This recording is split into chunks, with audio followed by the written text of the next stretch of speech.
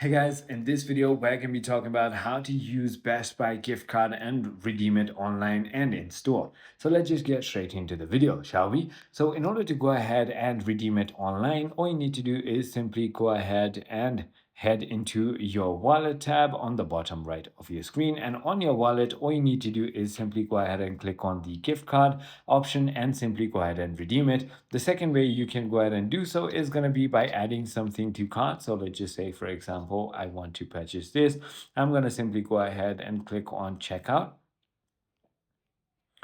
by clicking on add to cart first and then clicking on go to cart and then simply clicking and then simply going down here and then clicking on checkout. It'll ask me for my payment method on, and in the payment method I can select use a Best Buy gift card and input the 15-digit card number and the 4-digit pin. So I hope this video clarifies everything for you. If you have further more queries, feel free to comment down below and I'll see you on the next one.